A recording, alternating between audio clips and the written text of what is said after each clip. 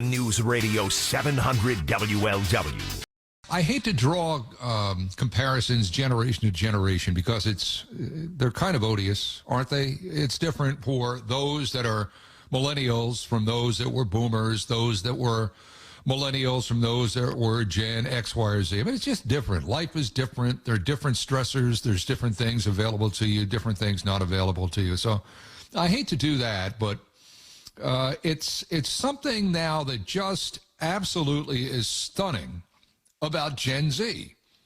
And not to pick on that generation, but if you look at these things that are being written about this generation, Gen Z, self-absorption and self-importance seems to be what they are selling. And I don't know why. Maybe it's just the way things are. As I mentioned, I hate to be broad stroke, total umbrella, broad brush, whatever you want to use for a particular generation. But the more I read about this group, the more I'm wondering, are we all in trouble? Gen Zers think you should hire them at your business because of their personality, not their productivity. They've even invented a term, personality hire, to describe their self-perceived function in a corporate setting, to provide, get this, all the jokes, the banter, the playfulness needed in order to, quote, set the vibe. Is it a product of TikTok? Is it a problem of bad parenting? What is it a problem of? And who in their right mind at a corporation of any seriousness would hire somebody because they tell jokes, as opposed to making money for that corporation?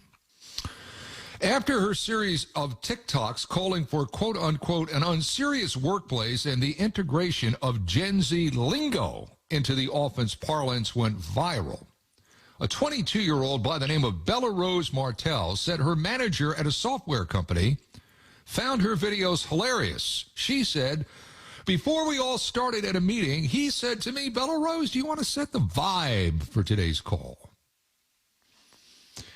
I've just got a question. If you're 45 years old, I'm just picking that age out of the hat. I'm not saying that this is a definitive age, but let's just say 45. You're in the middle of what you might have, a career. Maybe you've made a career change.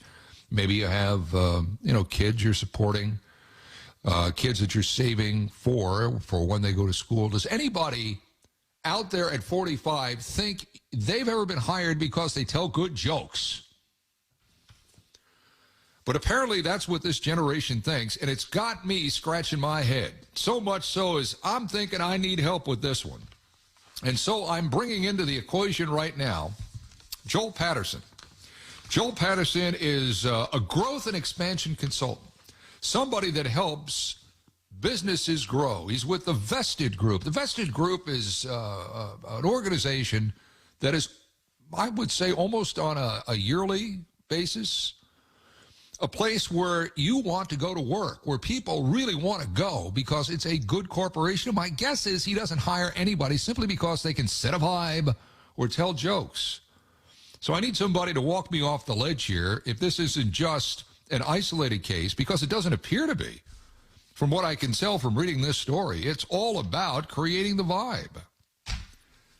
Gen Zers. All right, let's bring him in. Let's see what he has to say. Joel Patterson, how are you on this glorious Monday? I am doing very well, Ken. How are you? I'm good because I've got you on the line now. Look, every generation thinks the next generation that comes along is the absolute worst generation, and my God, what have we created? But this Gen Z group, to me, without sounding like an old man, they seem like they require a lot of heavy lifting. Walk the old guy back from the ledge here, Joel. Well, I can't completely walk you back from the ledge, but I do think it's important what you said initially, is that we all have a little bit of glory days syndrome when it comes to this. And Gen Z is, you can't ignore them because they're coming. In 2024, they will surpass the number of baby boomers that are in the workforce. Now, you've still got Gen X and the millennials that are still more than the Gen Zs, but knowing that the Gen Zs are coming on fast really requires businesses to step back and look at how they want to manage them. You can't manage them the same way that you would manage Gen Xers or millennials, but it doesn't necessarily mean that they're impossible. I think it's just a matter of being able to recognize that, hey, these people, they were brought up differently. They're digital natives. They look at work more like they want something meaningful, something with flexibility. They don't really care about your corporate ladder. They want something that allows them to have a little work-life balance. And, so it's just a matter of shifting priorities a little bit. Well, it also throws a little bit of problems to the C-suite, because invariably people that are in the C-suite are boomers. They've run these companies, and if you're running a public company, you've got shareholders and a board to answer to, and invariably those are older people too. So my guess is if you're running one of these businesses, you got pressure below you from a group that doesn't want to do it the way Dad did it, and a group above you that's saying, well, why aren't we being more productive? So that's a stress point there, isn't it?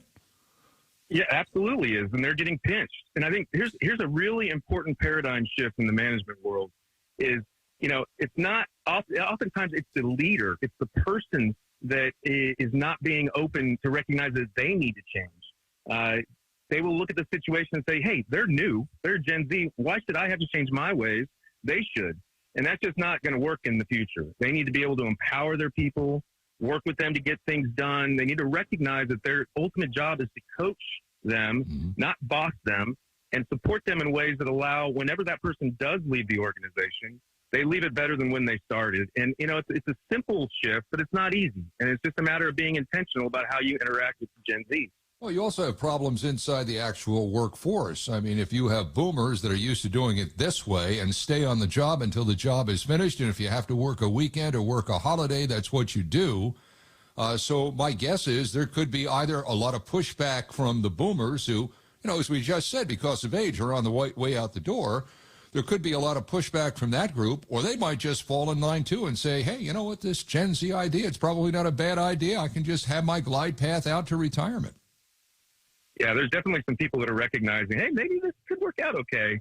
But, again, it goes back to recognizing that they really aren't asking for craziness, maybe compared to how we grew up in business, but they really just want to feel in control of their path in their career. They want people that will inspire them. They want mentorship. They want to be able to really drive their career in ways that they want and not feel like that they have to be there 24 hours a day. They get a lot of their information from things like TikTok and social media. And on there's a lot of managers complaining about, hey, I don't like doing this because it just makes me more stressed. So when they're getting their information from there, it's not all that illogical that they would just say, I don't think I want to do that. I think I'll just stay where I am. Yeah. Yeah, you saw this article. I'm sure I saw it, and it's just like I'm saying, what? The headline was, Gen Z workers say they should be hired for their quote-unquote personality, not productivity, to quote-unquote set the vibe. Personality hires. Not so much what you can do, but I guess jokes and levity that you can bring to an office situation. Really? Is that a trend among Gen Z workers? No, I don't know that I would call it a trend yet, but I would say that that's an important part of the personality that you're hiring. It's really simplistic to say, oh, well, I want to have fun at work. And it's not that you're just get to go and run around, but it's that you enjoy what you do. You enjoy the people that you're with. You enjoy maybe the person that can make people laugh. I mean, I do think that that's an element of what somebody brings to the business, but I wouldn't hire anybody based on that unless, you've got I don't know, if you're testing video games or something, maybe that's great. But for most businesses, that would just be a subset of what they're looking for. They're looking for a growth mindset. They're looking for people that want to be there and contribute to the organization. Yeah, I mean, we've all probably run into this. I work with somebody for over 10 years, and I still don't know what they did on the job. I never could identify a task they did, but they showed up every day.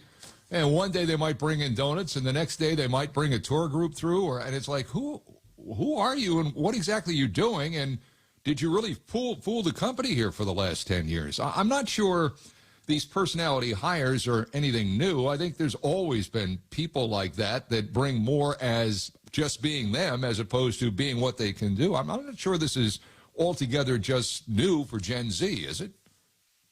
No, it's definitely not. I mean, people like to work with people like them. It's just like you like to buy from somebody that is similar to you. if they have a personality that you enjoy being around, yeah, you might look at them a little differently than how you would somebody else.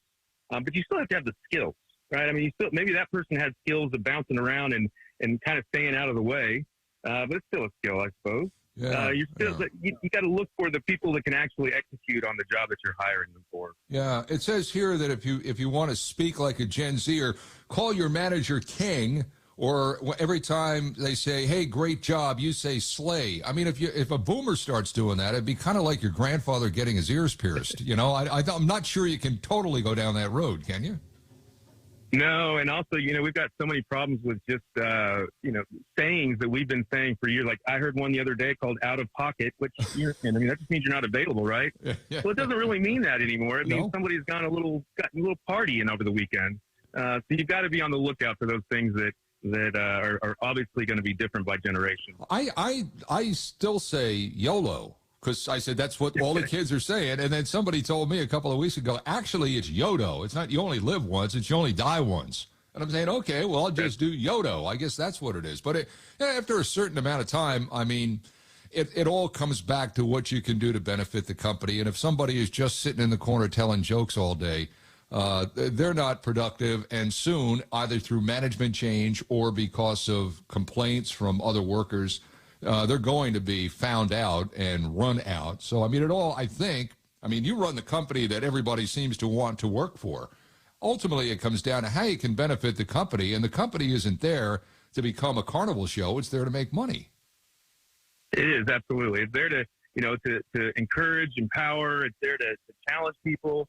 But at the end of the day, if you're not making any money, all of those things will go away.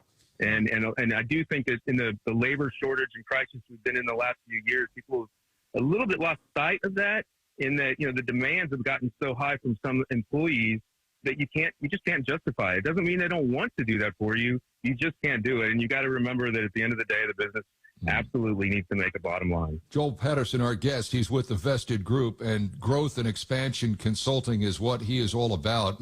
Joel, I ask you this all the time, and I'm not going to let you go this time without asking you. You look at this through a prism of where we're going as business, as an economy, as a society. You mentioned labor shortage. Where are we going? Where is the labor market, and where do you foresee it going in 2024? Well, it's getting tighter. The numbers are finally starting to come down, it seems. But it doesn't change the fact that good quality people are still difficult to find. You're still going to be way better off investing in the people that you have already on staff, that, the devil that when you need to be intentional about how you groom and mentor those people, whether it's Gen Z, millennial, or anyone else, and you're going to be way better served for it because you're still paying a little higher rates than normal right now. You still got the challenge of work from home versus at the office. It's not easy out there, but I do think it's coming a little bit more into what we consider a normal environment, and 2024 actually looks pretty good for that. Hey, Joel, slay. Man, you slayed it.